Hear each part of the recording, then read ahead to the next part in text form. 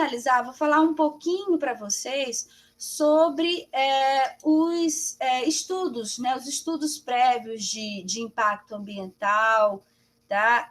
O relatório de impacto ambiental, ok?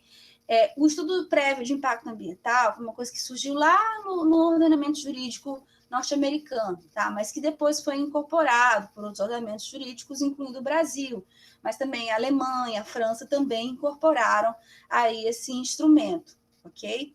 Muito bem. Então, esse instrumento de estudo prévio de impacto ambiental, ele foi, inclusive, havia um instrumento muito similar a ele na Lei do Zonamento Industrial, né, que é lá de 1980, que ela fazia justamente essa exigência, né, de um estudo prévio dessas avaliações de impacto para aprovação aí das zonas componentes aí do zoneamento urbano. Tá? Em 1981, a Política Nacional de Meio Ambiente colocou o estudo prévio de impacto ambiental e o relatório de impacto ambiental como instrumentos dessa política nacional do meio ambiente. Tá? E aí você vê que são as resoluções do CONAMA que regulam muito nessa questão do licenciamento ambiental e que, portanto, aí também vão tratar desses critérios aí norteadores desses estudos de impacto ambiental com a finalidade de licenciamento. Então, o que um estudo de impacto ambiental, o que ele precisa ter, né, no seu conteúdo? A resolução lá do CONAMA 237, se não me engano, ela vai falar, não, a resolução 1 de 86 do CONAMA, ela vai falar que um estudo de impacto ambiental ele precisa de uma descrição, né, do diagnóstico da situação ambiental ali presente antes da implementação do projeto. Além disso, quando se tem, então, esse diagnóstico dessa situação ambiental antes da instalação desse projeto, da implantação do projeto, ela tem que também ter uma previsão dos eventuais impactos, né, ao meio ambiente, inclusive diagnosticando os potenciais danos que essa atividade ou empreendimento pode ter. Tá? E aí, feita essa previsão, ela vai indicar, portanto, o quê? As medidas que possam mitigar, que possam, de uma certa forma, atenuar esses impactos aí que foram previamente previstos. E aí, inclusive, em cima disso, dessas medidas, também elaborar um programa de acompanhamento e monitoramento dessas medidas. Tá? Então, esse é o estudo de impacto ambiental e, basicamente, esses 3 pontos que o estudo de impacto ambiental ele tem que ter. Agora, o que seria o relatório de impacto ambiental? Tá? Esse relatório de impacto ambiental ele vai ter as mesmas informações do estudo de impacto ambiental, do EIA, só que ele precisa ter uma linguagem mais acessível, ele precisa ter uma linguagem mais clara, porque ele precisa tornar essas informações do EIA, né, do que está ali contido no EIA, ele precisa tornar essas informações compreensíveis para o público, tá? Porque o EIA ele é elaborado muito com base em critérios técnicos, então é preciso, de uma certa forma, haver essa digamos assim, traduzir, né, para uma linguagem mais acessível esse estudo de impacto ambiental. Então, ele deve ser claro, esse relatório, ele deve ser acessível, e aí esse relatório de impacto ambiental e o estudo de impacto ambiental, eles devem aí ser encaminhados para o órgão ambiental para que se possa proceder, então, esse órgão ele possa dizer se ele vai conceder ou não esse licenciamento ambiental, ok? Muito bem. Esse estudo de impacto ambiental, como eu falei para vocês, está previsto lá no artigo 225, parágrafo 1º, inciso 4º, ok?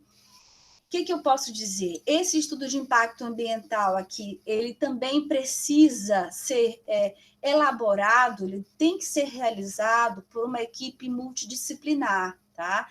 Então, uma equipe que tem que ter geólogo, tem que ter antropólogo, tem que ter historiador, tem que ter físico, tem que ter biólogo, tem que ter sociólogo, tem que ter psicólogo, tá? Então, tem que ser uma equipe mesmo multidisciplinar Até mesmo porque vai pegar não só uma análise de meio ambiente natural, a gente viu que existem, né, outros aspectos, outros tipos de meio ambiente, por exemplo, o meio ambiente artificial, né, o meio ambiente cultural, o meio ambiente do trabalho. Então, você precisa dessa equipe aí que vai, então, avaliar esses impactos ambientais positivos e negativos aí do empreendimento, ok? Agora, é muito interessante a tratativa que se deu, legal, em relação a essa equipe multidisciplinar a ser formada, né?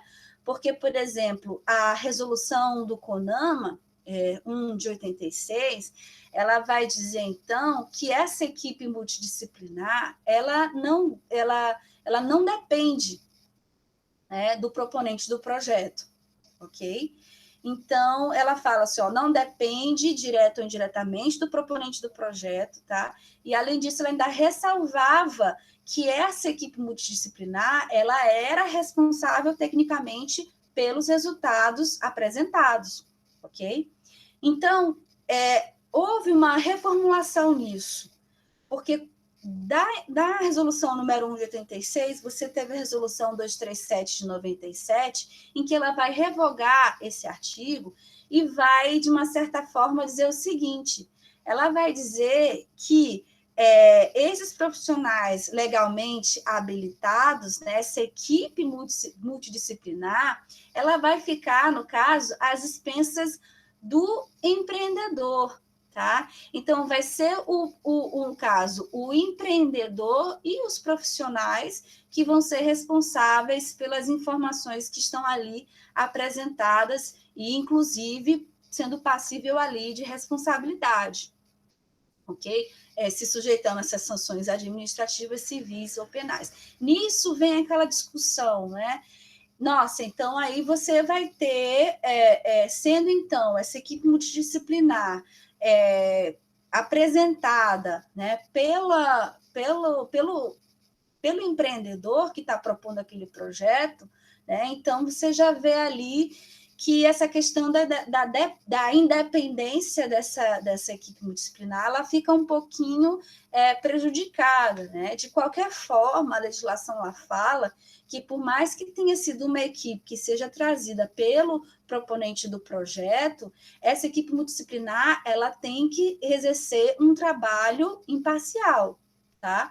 Até mesmo porque se ela estabelece o seguinte, olha, elaboramos aqui um estudo e o estudo aqui saiu favorável ao empreendimento, ok? Isso, de uma certa forma, vai gerar alguma repercussão no caso de algum dano ambiental que venha a acontecer, ok? Então, é até interessante se ver essa questão de como que seria essa responsabilidade do Estado face a essas situações, tá? Então, você tem aí, no caso de uma responsabilidade civil, 4 situações, tá? Se não houve, em relação à questão do poder público, né? Por exemplo, as comunidades poderiam exigir uma responsabilidade civil do poder público. Se não houve estudo de impacto ambiental, relatório de impacto ambiental, então o órgão público, no caso, se ele se pautar no relatório de ausência de impacto ambiental, né, estando o órgão público convencido, né, dessa ausência do impacto ambiental, mas você, no caso, vai ter um poder público que vai ser responsável ali pelos danos ambientais, tá? Se não houve esse EIA-RIMA, ok? Agora, se houve esse EIA-RIMA, se esse RIMA foi favorável, se foi concedida a licença, então não existe responsabilidade do Estado, porque aí, nesse caso, essa licença ambiental, ela está ali com caráter de ato vinculado, tá? Agora, se a equipe multidisciplinar apontou que para aquele aspecto, né, é favorável, que esses danos aqui não ocorreriam, mas depois se verifica um nexo de causalidade muito forte, então essa equipe multidisciplinar, ela, no caso, ela vai ser responsável, tá? Agora, se houve o EIA-RIMA, se foi desfavorável, né? no todo ou em parte, e aí, no caso, foi concedida a licença, aí vai ter uma responsabilidade aí solidária do Estado. Nessa relação do estudo de impacto ambiental, é até muito interessante esse caráter, né, vinculado ao discricionário da licença ambiental. O estudo de impacto ambiental, ele não vai ter esse caráter assim vinculativo à decisão, porque você pode ter nesse estudo de impacto ambiental, digamos, aspectos muito desfavoráveis, né, mas que ali apontem medidas que possam justamente mitigar, ok? Essa degradação ambiental, e aí o poder público ir lá e autorizar, com base em toda uma ponderação, um plano, um planejamento, um projeto ali feito justamente em relação a isso, ok? Então, quando o EIA-RIMA ele é favorável, de uma certa forma, ele gera uma obrigação do Estado em conceder essa licença ambiental. Mas se ele é desfavorável, aí você já vai ver um aspecto que vai envolver ali o Estado conceder ou não essa licença com base no que o proponente apresentar de medidas que possam ser tomadas para mitigar essa atividade aí de degradação ambiental, essa atividade poluidora, ok?